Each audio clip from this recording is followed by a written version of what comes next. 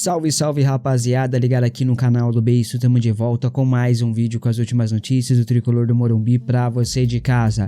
Detalhes sobre a reforma estatutária no São Paulo, SAF e detalhes de como funcionaria essa tal reforma. Mercado agitado, São Paulo de olho em possível acordo por joia de Cotia. E falando nisso, tem 3 joias que foram aprovadas no Tricolor.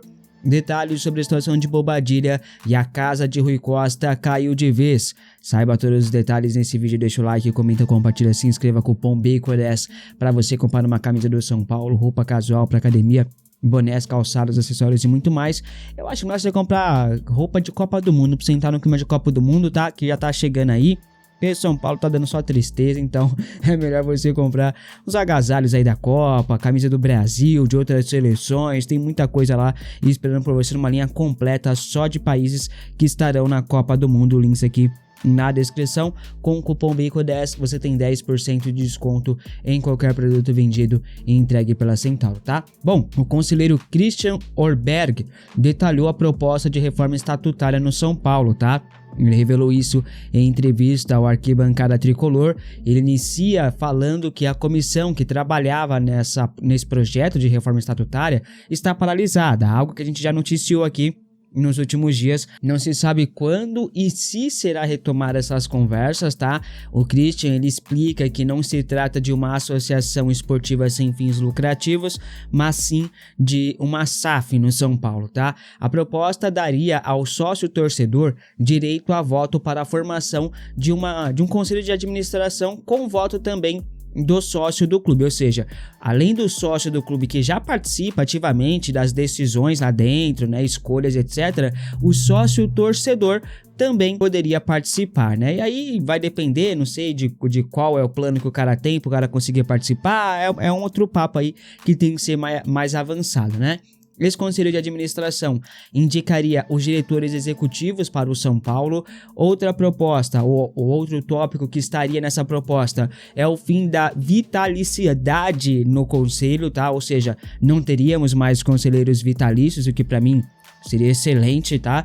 Também teríamos ali o fim dos abnegados, então evitaria ali um tal conflito de interesse político no clube que existe aos montes. A proposta também propõe a separação do social do futebol, algo que a gente já vinha falando para vocês há muito tempo. Vamos ver se o assunto voltará à pauta no clube, tá? Mas esses são os principais tópicos, os principais detalhes da proposta de reforma estatutária do São Paulo, que neste momento a discussão está paralisada, o que até aqui é um retrocesso para o clube, né? O clube precisa evoluir e sair desse sistema associativo que afundou o clube. Hoje o São Paulo não tem mais os cardeais, está cercado pelos pardais, pelos gananciosos, por aqueles que só querem o poder e não estão pensando no clube, né? Essa aqui é a verdade. Então o São Paulo precisa urgentemente de mudanças, tá?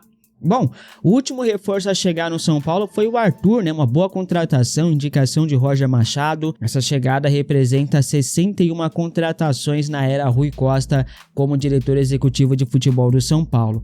Desde 2021, o executivo fez 61 contratações, é praticamente uma contratação por mês, já que são 65 meses de lá pra cá, né? Ao todo foram gastos 360 milhões de reais em reforços, isso porque já faz 4 janelas de transferências que o São Paulo não gasta com reforços, né? Ou seja, o Rui Costa gastou 360 milhões de reais em 3 anos no São Paulo, um negócio assim histórico, né? Vamos detalhar para vocês os reforços, ó.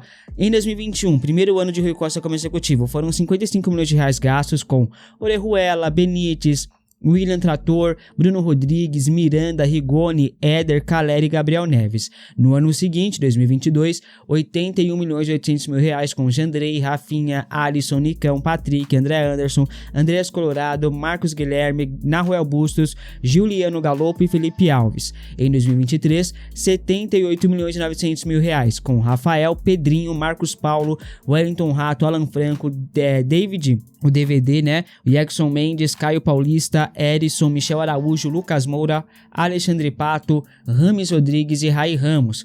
Em 2024 foi o ano com mais gastos, tá? 110 milhões de reais, quase 111.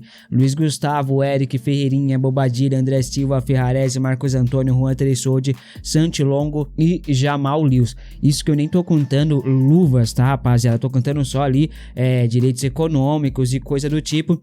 E taxas ali por empréstimos, como foi a do Juan Tressoldi, como foi a do Marcos Antônio, né, Santi Longo e etc. O ano passado e esse ano o São Paulo não gastou com reforços por enquanto. Em breve vai gastar mais grana com contratações, até porque vai comprar os emprestados em definitivos. O Marcos Antônio, inclusive, o São Paulo passa a pagar, são 25 milhões de reais, então joga aí 380 milhões de reais em contratações na gestão Rui Costa. O fato de Rui Costa estar ainda como diretor executivo de futebol do São Paulo é um tapa na cara do torcedor são paulino. Olha o histórico do cara. Dessas 61 contratações, quantas deram certo? Quantas deram retorno ao clube? Então é algo que, de fato, o Maciz é um baita de um bunda mole e não demitiu esse diretor amador, patético, que consegue ser pior que o Belmonte. Impressionante. Fora os outros gastos com multa rescisória de treinador, de jogador e por aí vai, né? E o São Paulo intensificou o processo de integração da base ao profissional. O departamento de futebol já tem uma conclusão bem clara. Para a diretoria, 3 jogadores já estão prontos para serem ali promovidos em definitivo ao elenco profissional. São eles Nicolas, Luca e Jordan, que já compõem o elenco principal já há um tempo, né? A avaliação é que eles serão ou são pilares essenciais pela condição física, qualidade técnica e maturidade emocional. O nome desses 3 jogadores já foi aí passado ao técnico Dorival Júnior. A tendência é que vejamos ainda mais esses jovens ao longo da temporada. O Dorival, em sua chegada, já falou que vai usar os meninos das categorias de base de Cotia. Inclusive o São Paulo contratou em definitivo o James Freitas, que era da comissão técnica de Roger Machado.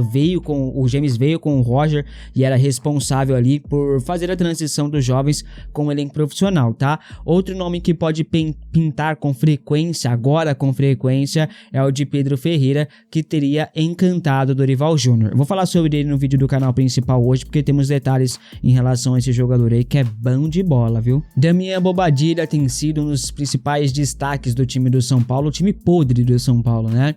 É um dos poucos que se salvam nos últimos jogos que o São Paulo fez, jogos horrorosos. O Bobadilla é titular absoluto, tanto no São Paulo quanto também na seleção paraguaia. Como todos sabem, o volante é visto aí como um dos principais ativos no mercado pela diretoria são paulina. O volante já atrai interesse de clubes europeus, mas uma boa participação na Copa do Mundo, que vai participar, o valorizará ainda mais, e o São Paulo sabe disso, tanto que está na expectativa dessa valorização a fim de fazer uma boa venda com Bobadilla. O tricolor, no entanto, espera uma quantia significativa financeiramente falando, tá? O São Paulo possui apenas 60% dos direitos econômicos do atleta. Os outros 40% do passe de Bobadilla pertence ao Cerro Porteño do Paraguai. Até o momento, não há negociação para o São Paulo adquirir uma porcentagem maior dos direitos econômicos de Bobadilla. Até foi especulado uma possibilidade dessa, mas não avançou, tá?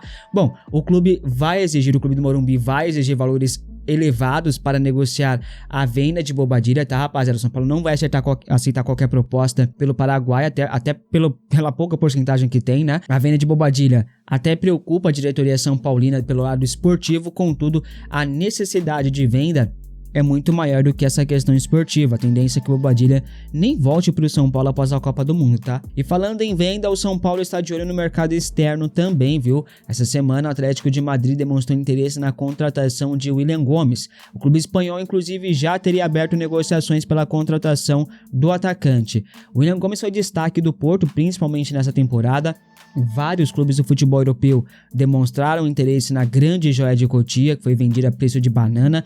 As conversas com o clube espanhol, neste momento, estão em estágio inicial. A informação foi confirmada aí pelo renomado jornalista Fabrício Romano. O Willian terminou a temporada atual com 13 gols marcados e 2 assistências. O São Paulo detém 20% dos direitos econômicos do atleta, fora que tem aí mais 3% pelo mecanismo solidário da FIFA, que beneficia o clube formador do jogador.